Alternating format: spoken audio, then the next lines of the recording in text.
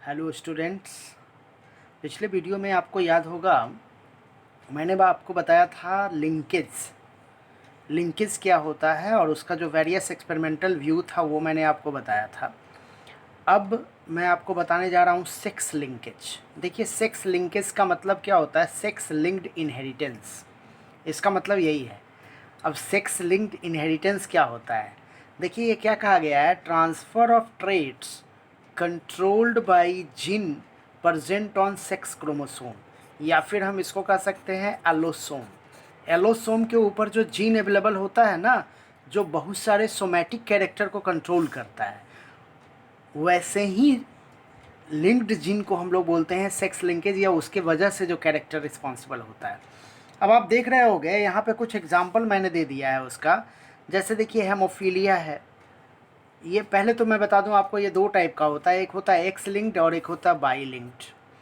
तो x linked जो होता है उसका मैंने एग्जांपल कुछ दिया है आपको, जैसे हेमोफीलिया हो गया, कलर ब्लाइंडनेस हो गया, डायबिटिक इंसिपिटस हो गया, आपका ये डसिन मस्कुलर डिस्ट्रॉफी हो गया। एक्चुअली में ये सारे जो आप देख रहे हो ना, ये रेसेसिव डिसऑर्डर में आते हैं, ये रेसेसिव आते हैं। जबकि आप देख रहे होंगे आगे लिखा हुआ है स्यूडोरेकिट्स और डिफेक्टिव इनामेल ऑफ टूथ, ये दोनों जो है वो डोमिनेंट फैक्टर्स में आते हैं। ओके, तो ये एक्स लिंक डिजीज़ का वेरियस एग्जांपल है। उसी तरह से वाई लिंक डिजीज़ में आप देख रहे होंगे, एक हो गया TDF, इसको बोलते हैं testis determining factor, testis determine factor. ये सिर्फ मेल और मेल में पाया जाता है, जो टेस्टिस का फॉर्मेशन करता है। नेक्स्ट आप देख रहे होंगे अगला लिखा हुआ है हाइपर ट्राइकोसिस। ये एक्चुअली में पिन्ना, मेल का जो पिन्ना होता है ना, पिन्ना के सरफेस पे हेयर्स का ग्रोथ होता है, उसी को हम लोग बोलते हैं TDF। तो ये दो टाइप का जीन जो वाई लिंक डिसऑर्डर में आ जाता है, तो इसको हम लोग बोलते हैं एक्स लिंक। अब मैं आपको समझाने की कोशिश कर रहा हूँ हेमोफीलिया और कलर ब्लाइंडनेस। तो देखिए, अगला मेरा जो एग्जांपल है वो है हेमोफीलिया, जिसको हम लोग बोलते हैं ब्लीडर्स डिजीज। आपको याद होगा जॉन ऑटो, यही वो साइंटिस्ट था जिसने सबसे पहले ह्यूमन में इसको एक्सप्लेन किया था। यहाँ मैंने आपको बताया है हेमोफीलिया का टाइप।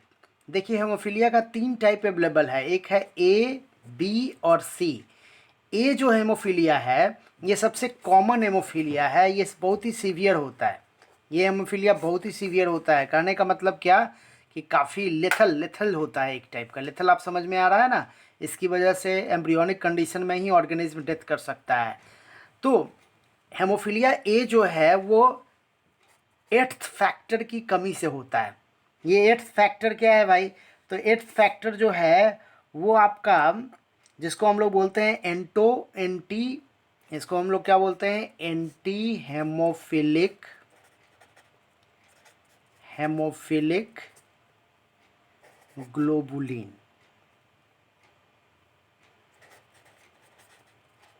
यही वो फैक्टर होता है जो नहीं पाया जाता है, इसी की वजह से ये हेमोफीलिया होता है। हेमोफीलिया ए बहुत ही कॉमन है ये। दूसरा आप देख रहे होंगे हेमोफीलिया बी, जिसको हम लोग बोलते हैं क्रिसमस डिजीज। क्या बोलते हैं इसको? क्रिसमस डिजीज, और 9th फैक्टर की वजह से होता है ना, जिसको हम लोग बोलते हैं प्लाज्मा थ्रोम्बोप्लास्टिन कंपोनेंट्स। यही वो फैक्टर होता है। और नेक्स्ट जो आप देख रहे होगे, उसके बाद जो आप देख रहे हैं वो क्या होता है? तो वो होता है हेमोफीलिया सी। ये एक ऑटोसोमल डिसऑर्डर है, ये एलोसोमल डिसऑर्डर नहीं है। ये ऑटोसोमल डिसऑर्डर है जो 11th फैक्टर की कमी से होता है। इसका लैकनेस किसकी वजह से होता है? 11th फैक्टर की वजह से, जिसको हम लोग बोलते हैं प्लाज्मा या प्लाज्मिड थ्रोम्बोप्लास्टिन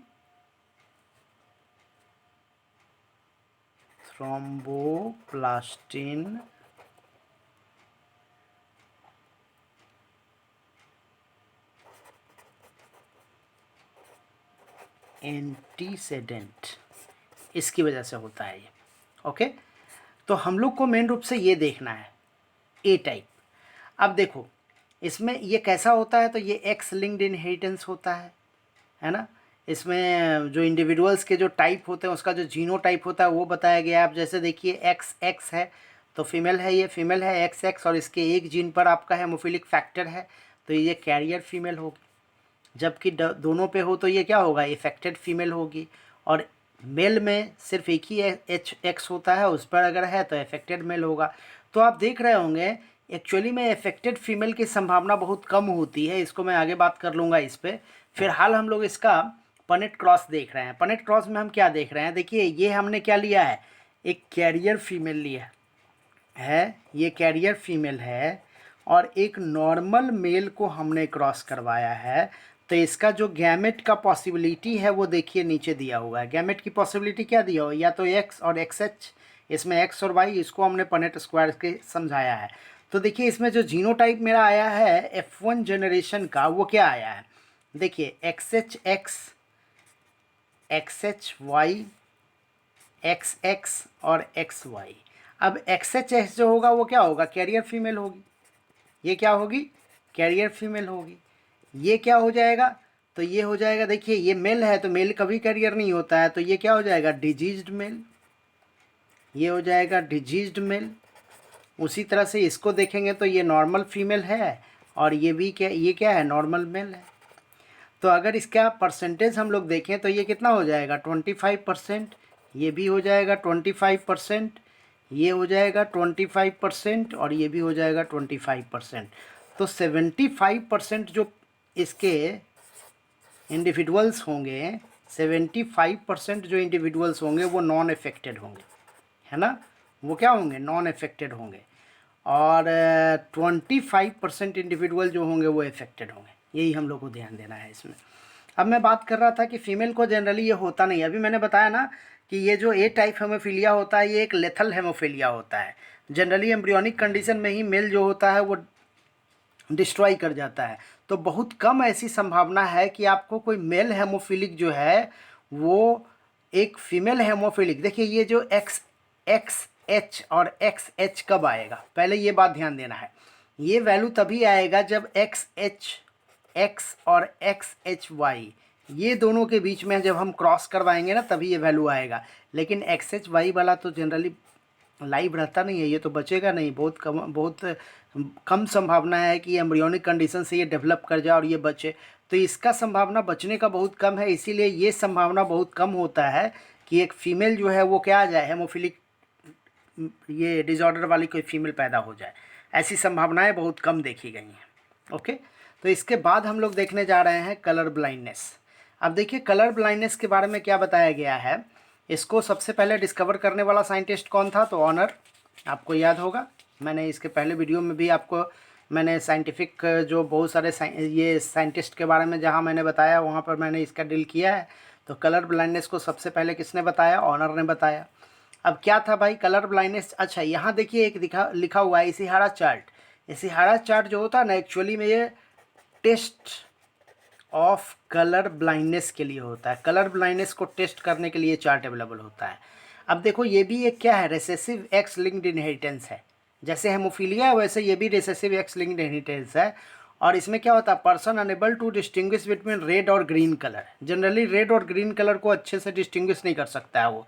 और इसका देखिए मैंने टाइप बता दिया है आपको, एक क्या है तो प्रोटोनोपिया, दूसरा क्या है ड्यूटेरोनोपिया, तीसरा क्या है ट्रेटेनोपिया।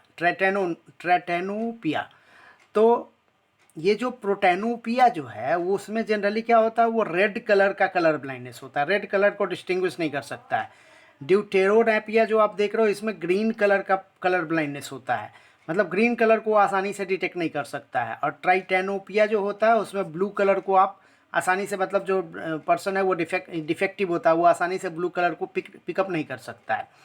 अब देखिए यहाँ हमने कुछ क्रॉस करके दिखवाया है, तो ये क्या है, फीमेल है, नॉर्मल फीमेल है। जबकि ये आप देख रहे होंगे colour blind female, colour blind mail हो जाएगा, क्योंकि जब इस पे है तो मैंने जैसा अभी बताया ना कि एक्स एक्स अगर है, एक्स सी एस एक्स है और एक्स सी वाई है, तो ये नॉर्मल फीमेल है, ये कैरियर फीमेल है, और ये क्या है, कलर ब्लाइंड मेल है। ये हो गया नॉर्मल फीमेल, ये हो गई कैरियर फीमेल, कैरियर फीमेल, और ये क्या हो गया, कलर ब्लाइंड मेल, मतलब अफेक्टेड मेल हो गया, ये डिजीज्ड मेल है।